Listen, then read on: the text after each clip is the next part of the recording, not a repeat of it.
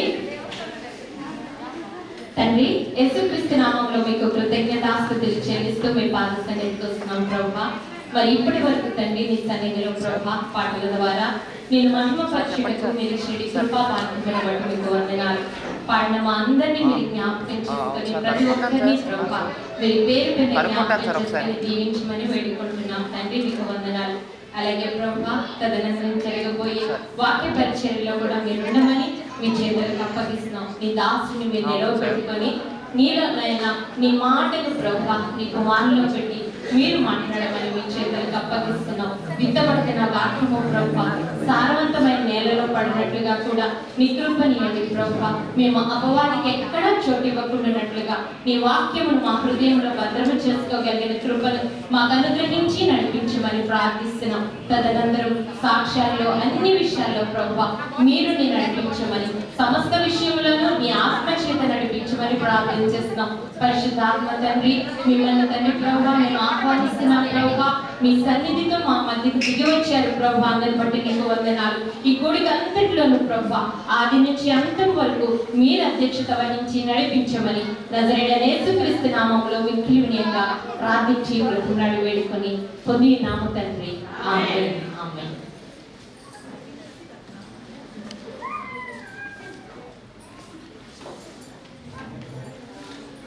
Thank you అక్క. ఈ సమయంలో వాక్య పట్టణాన్ని చదవలసిందిగా బ్రదర్ జోషువా రామమూర్తి గారిని కోరుచున్నాను. యెషయా గ్రంథము 60వ అధ్యాయము 1 నుంచి 4 వచనాలు మరియు 13 నుంచి 22 వచనాలు చదవలసిందిగా కోరుచున్నాను. యెషయా 60వ అధ్యాయము 1 నుంచి 4 వచనాలు మరియు 13 నుంచి 22 వచనాలు.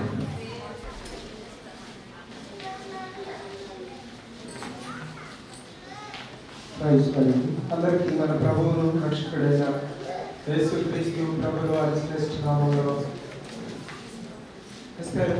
సావాసం కార్యాలయానికి వచ్చినటువంటి నా ప్రియులు సహోదరులందరికీ కూడా శుభానుభవాలు తెలియజేస్తా ఉన్నాను.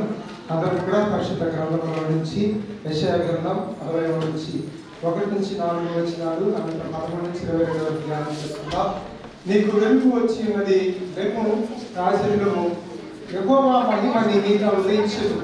చూడుము, భూమిని చీకటి కమ్ముచున్నది, కటిక చీకటి జనములను కమ్ముచున్నది. యెహోవా నీ మీద ఉదయించుచున్నాడు, ఆయన మహిమ నీ మీద కనబడుచున్నది. జనములు నీ వెలుగునకు వచ్చెదరు, రాజులు నీ ఉదయకాంతికి వచ్చెదరు.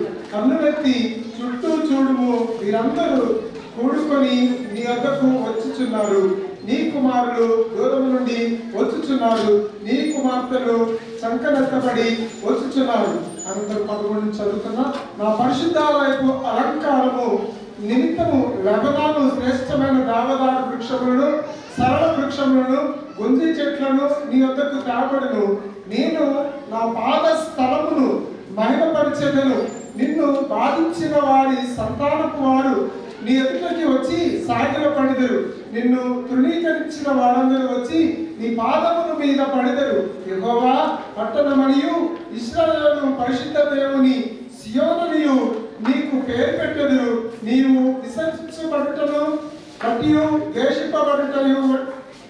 ద్వేషింపబడుటను బట్టియు ఎవడును నీ మార్గమున దాటిపోవటం లేదు.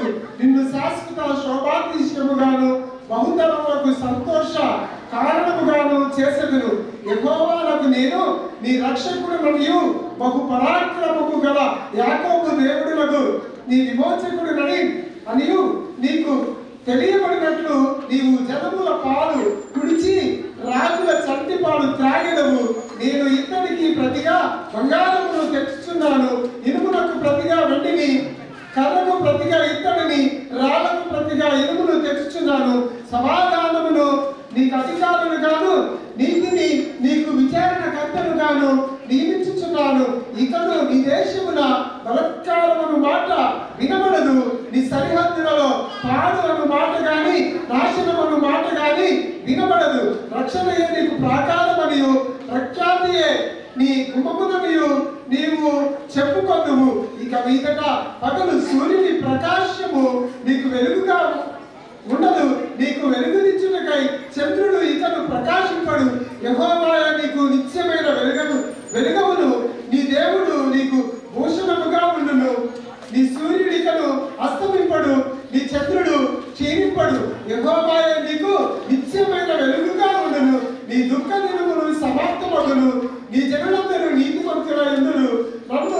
నేను మహిమపరచుకున్నట్లు వారు నేను నాటిన కొమ్మగాను నేను చేసిన పనిగాను ఉండి దేశములు శాశ్వతముగా స్వతంత్రించుకొందురు. వారిలో ఒంటరి అయిన వాడు 1000 మంది ఎగును, ఎన్నికలైన వాడు బలమైన జనమగును. యెహోవానకు నేను తగిన కాలమున ఈ కార్యమును త్వరపెట్టెదను. ఆమేన్.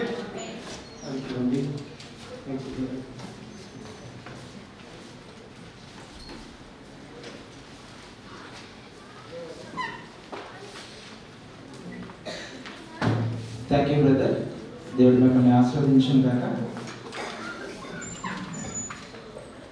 ఈ సమయంలో ఎస్టేట్ వెల్సర్లో గడిచిన 2 సంవత్సరాల నుంచి అనేకమైన కార్యక్రమాలు కొత్తగా యాడ్ అయినాయి. చాలా కార్యక్రమాల్లో చాలా మంది మేలులను పొందుకున్నారు. ఈ యొక్క ఎస్టేట్ వెల్సర్ గురించి ఇంకా వివరంగా తెలుసుకుందాము. మన మధ్యలో ఉన్న పద్మకుమారి గారు దాన్ని వివరించవలసిందిగా వేదిక ఆహ్వానిస్తున్నాను.